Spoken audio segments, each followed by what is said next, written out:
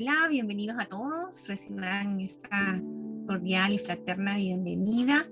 Y pues a este espacio, me gusta siempre decir que es un espacio donde recordamos esas verdades que la Biblia nos enseña. Y me gusta también agradecer por esta oportunidad que tenemos, la libertad de poder leer, de poder meditar y de poder reflexionar en la palabra del Señor.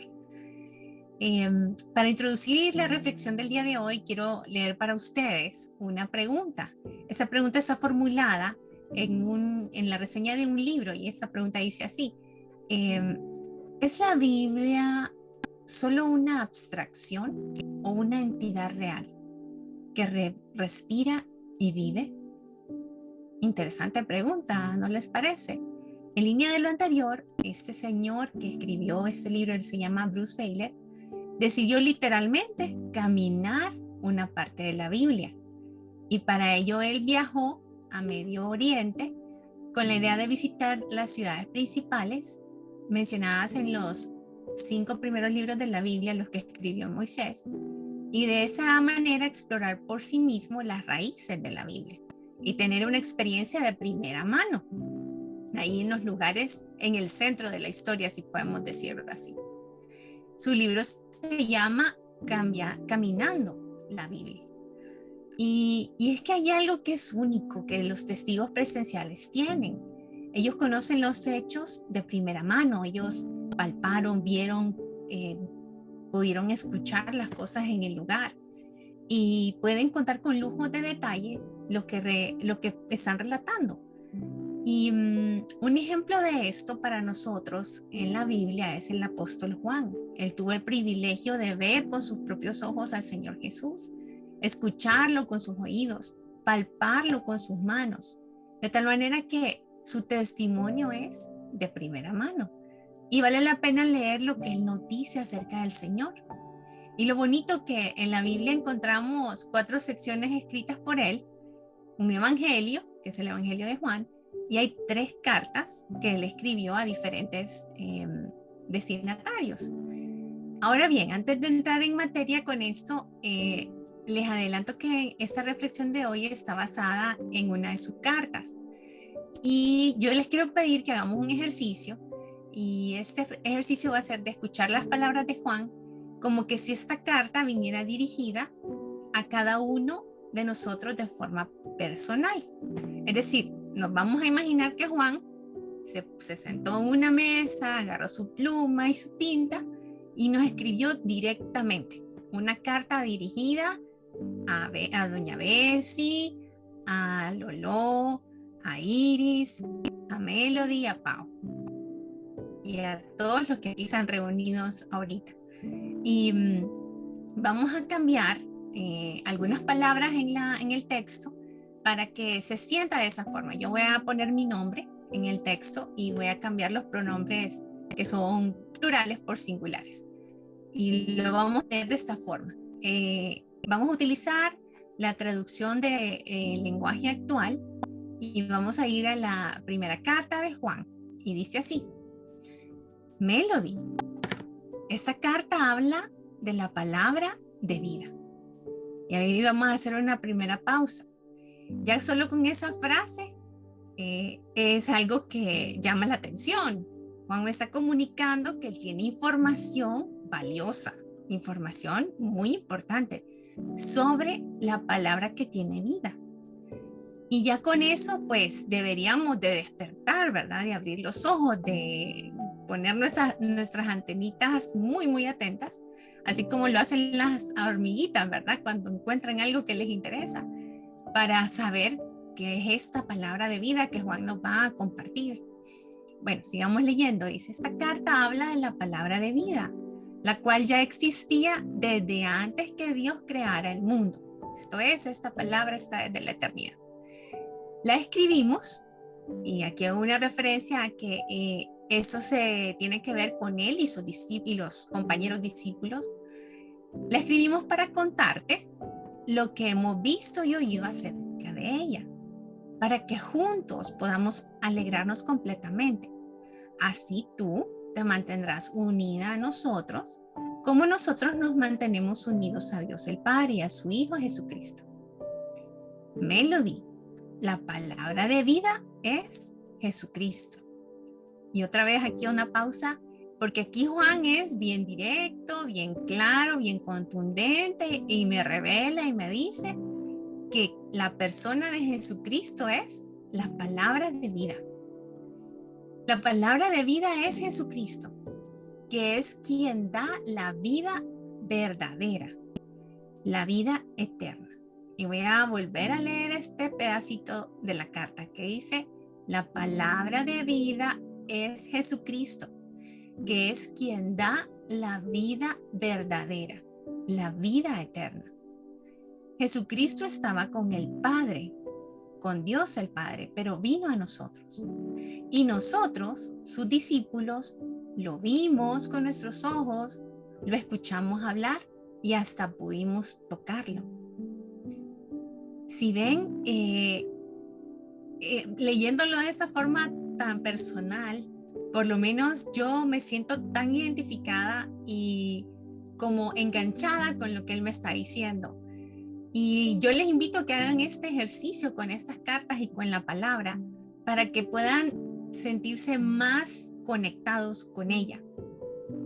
Y bueno, siguiendo, puedo decir que en estas pocas líneas de la carta de Juan que contienen esta verdad fundamental, les quiero pedir que piensen un momento. Tener vida es lo que la humanidad desea. Hay personas que pagan una fortuna para asegurar su vida.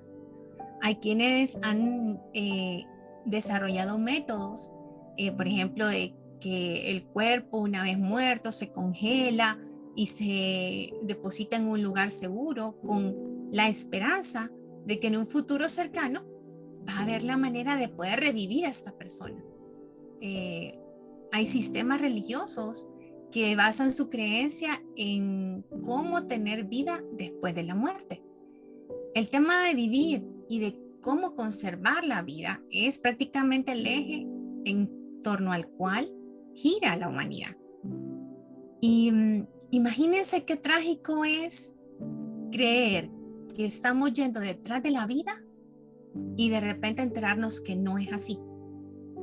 Que andamos trabajando, esforzándonos y vamos detrás de un espejismo. Que vamos con sudor en nuestra frente, haciendo un esfuerzo, pero sobremanera, para alcanzar lo que nosotros creemos que es la vida. Y al final del camino, descubrir que es un esfuerzo hecho en vano, pues que la vida eterna no está en ese lugar y que no se obtiene por ese esfuerzo propio, sino que es un regalo que nosotros recibimos por la gracia del Señor. Y aquí en esta carta, Juan, como un testigo presencial, nos lo dice de forma tan clara, tan sencilla, que a veces resulta hasta difícil creerlo. Y él dice enfáticamente, Jesucristo es la vida verdadera. Nos dice así, yo soy testigo de ello, yo lo vi con mis ojos, lo escuché con mis oídos, mis manos lo palparon, Él es real. Él estaba con el Padre, pero vino para darnos su vida. Y así nosotros unidos a Él podemos tener esa misma vida, la vida eterna. Y yo me imagino a Juan escribiendo estas líneas con una gran emoción, ¿verdad? Imagínense, similar a como lo haría alguien que encontró agua en medio del desierto y corre a compartir las buenas nuevas con el resto de la gente que se está muriendo de sed. Jesús está, o más bien Juan, está desbordado de alegría por haber encontrado la vida eterna. Él tiene el testimonio de primera mano y por eso con claridad y con osadía lo declara sin ningún temor. Jesucristo es la vida eterna. Amigo, amiga que escucha ese mensaje, deje de buscar vida donde no hay.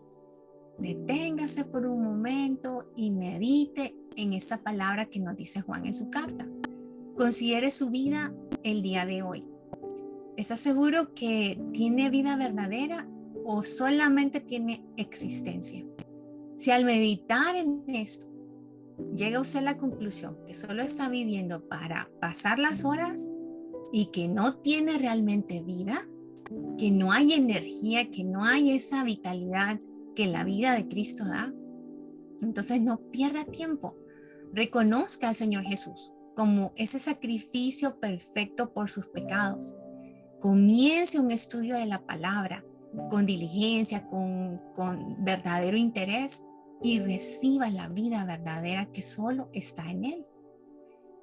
Cristo es la vida y solo Él puede dar vida eterna a los demás. Él es la fuente.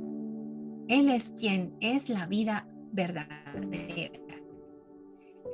En la palabra descubrimos las riquezas de su amor. Un amor que no es de este mundo, no es natural. Un amor que lo entregó todo.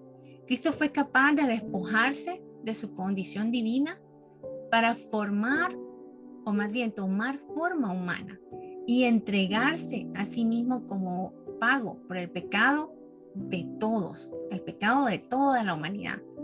En su agonía, él incluso preguntó al Padre si había otro camino, si habría otra forma, pero no hubo una respuesta afirmativa. Ese era el camino, había que entregarse. Y para hacernos partícipe de esa vida eterna, Él pagó el más alto precio. Y el punto aquí es, ¿nosotros podemos creer esas palabras? ¿Creemos en la Biblia? ¿Confiamos que es la palabra de vida? Cada quien tiene el derecho a considerar esas preguntas y hágalo. No pierda el tiempo, sino que tómese unos minutos y considere qué está creyendo, qué es lo que está dirigiendo su vida. Porque si no tiene la vida que da Cristo, entonces lo que tiene es una muerte segura. Una muerte que le va a separar eternamente de la vida. Porque Cristo es la vida. Y si no lo tiene a Él, entonces está muerto, ya desde ahorita. Y su vida eterna no solo es tiempo, sino que su vida es calidad de vida. Es una vida que no solo es existencia, sino que es una vida que se vive de verdad. Personalmente he comprobado las palabras del apóstol Juan. Cada día lo que yo puedo leer en la palabra es lo que me inyecta vida. Esa palabra a mí me ayuda a tomar decisiones, me da un piso firme donde estar parada, me permite discernir hacia dónde dar los siguientes pasos. Con los años y con la práctica yo he comprobado su veracidad. La palabra me ha enseñado de mi identidad en Cristo, me ha corregido en mis pensamientos, en mis actitudes, en mi perspectiva de la vida. He saboreado los buenos frutos de obedecerla y también he tenido que tragar amargo cuando yo soy rebelde y cuando no pongo atención y cuando no atiendo a lo que me está diciendo. Su palabra ha sido mi refugio y también es la que calma mis ansiedades. Y sobre todo su palabra me confirma que tengo vida eterna en Cristo Jesús.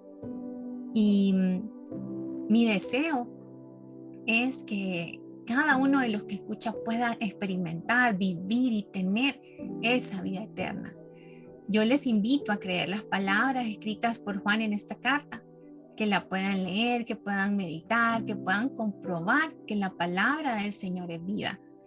Y es vida porque ella nos revela a esa persona que es la vida, al Señor Jesús. Así que no pierda ni un minuto más, vaya a su Biblia, vaya a la palabra, medite en ella, crea en ella, viva lo que ella dice y compruebe que esta palabra es vida. El Señor bendiga su palabra.